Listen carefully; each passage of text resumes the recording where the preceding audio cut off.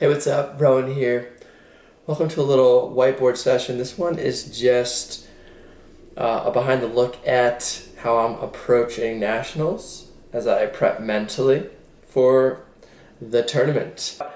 I'll start now with my major spot to get a block and what I'm thinking about trying to make that happen. Let's start with the disc on the strong side, the open side. Again, blue has it.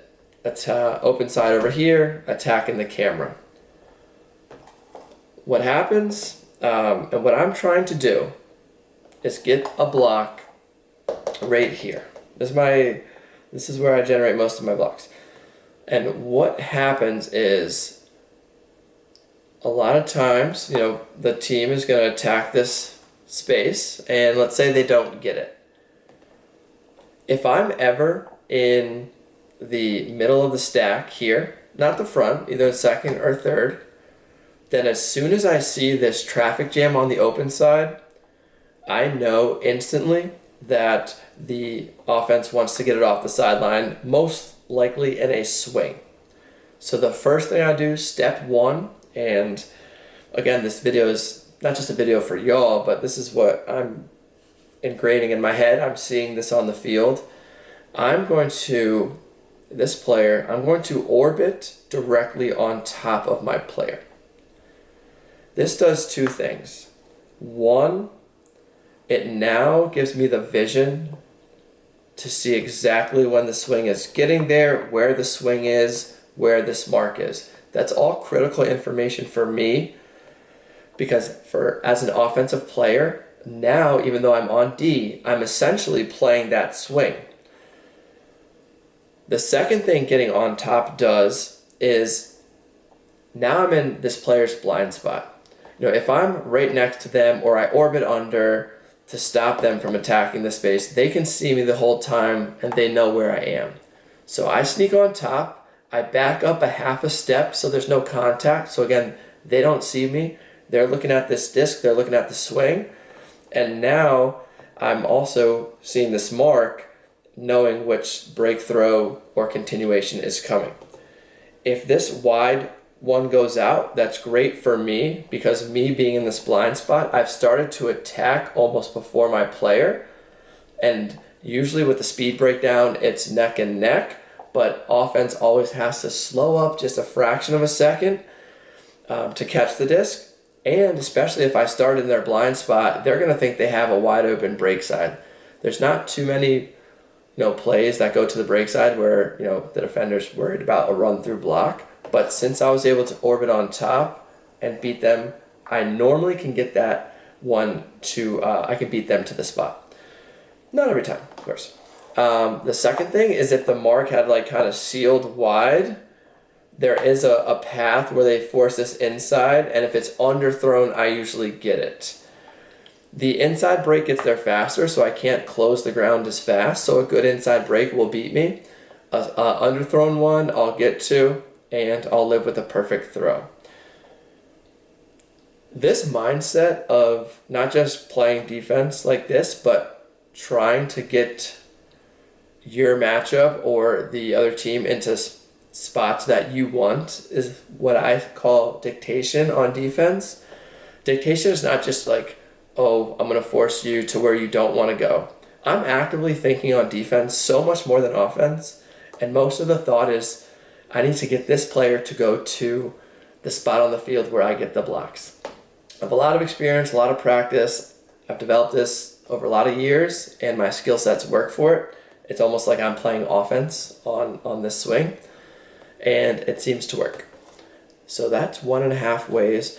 2, my second one, this also, just real quick, can happen in a host stack where, say the swing goes up and, the host stack's never perfect. If I notice that this open side is clogged, again, I'm playing offense. I see the swing come back across the middle of the field. I, again, get right even. If I'm behind on this open side, that just gives them a head start to the race. So again, I get in their blind spot, but I also go even so they don't have a head start. It's almost neck and neck. And the same principles apply, even though it's a hoe stack. The second one, my second spot is going to be the belly cut, where a lot of players attack the marks back and then belly back to the open side. So let's say this team has the disc on the break side of the field. This mark is nice and flat. A really common cut is dark just come barreling down this break side, and if they don't get it, they kind of belly and come back across. This is where I like to play strong side and weak side instead of open side and break side. And what I mean by that is you don't need to stand on this side of the field if the disc is over here. You should come even or all the way over. And, this is dictating here, but again, I'm trying to generate a block sometimes, so I'm going to try to get into my space. First thing I do is I close the gap. I go on top, also in their blind spot, and come downhill on this one. Now the most important thing is once I recognize that throw's not going up, I hit my brakes. The reason why this belly cut is usually so effective is because the offense is going full speed, the defense is going full speed, and the offense just changes direction before the defense reacts. And now they have to catch up. But again, if we start to play offense on defense, just the mindset is we can see when this throw's not going up. Whether we look at the thrower give a wave or their eyes or they're not even looking at this player, we need to slow up early. Then their separation might increase, but now as they change direction, you start going to this lane faster, and you can accelerate faster because you're starting from a slower position. They have to slam the brakes one way and restart where you've already slowed down. You're getting this head start, and you can intercept that belly. So that's my second most common block, and something that I'm going to be looking for all nationals. A big tell too is the mark. If it's a swing and the mark doesn't get around, then this throw is likely coming up. But if you get a nice seal, then you can start slowing up early and anticipate the belly. The last one is a block I'm going to get at nationals. I've been perfecting it all season. Captain Timon was a little upset with me for trying it at our last practice, but I just had to gather some last data points. So what's happening here is we're pushing up field. This is I'm going to be the mark right now. So blue's got the disc still, and let's say we get this under to the break side, wide swing out there.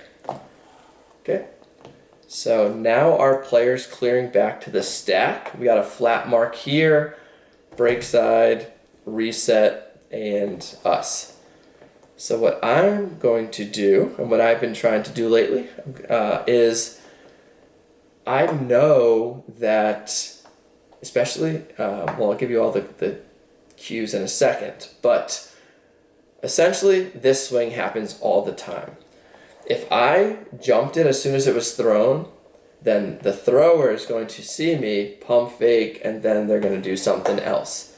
So what I'm going to do, and what I've been doing, is I wait and literally try to get in the blind spot by these two players.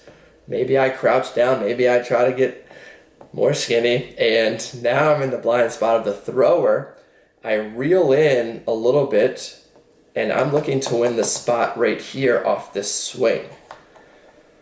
A couple of data points which I've learned is, one, if you're guarding like a handler or somebody that's very confident around the disc, they are going to beat you by going to the right spot. So if you're guarding like the other team's worst thrower or like a 3, 4, 5 cutter, great opportunity to attack. Second thing, this person shouldn't be great with the disc either, because they might be looking downfield for the inside break. They might have better throws to the reset. You want somebody that doesn't want the disc and they just want to get it off. So again, you see somebody that doesn't want the disc, you're not on a primary handler, sneak in this blind spot. Sorry, we're orange. Sneak in this blind spot and pick off the swing. Those are the 3 spots on the field I'm going to be trying to get blocks at Nationals. The away shot, 0.5. Wish me luck there. And I hope, I just want to show you that defense is where you need to be thinking. You need to be proactive. You don't just need to be chasing your player around the field. Get the disc, get your matchup to the spot on the field you succeed. And if your whole team's doing that, that's when a team plays great defense. That's it for now.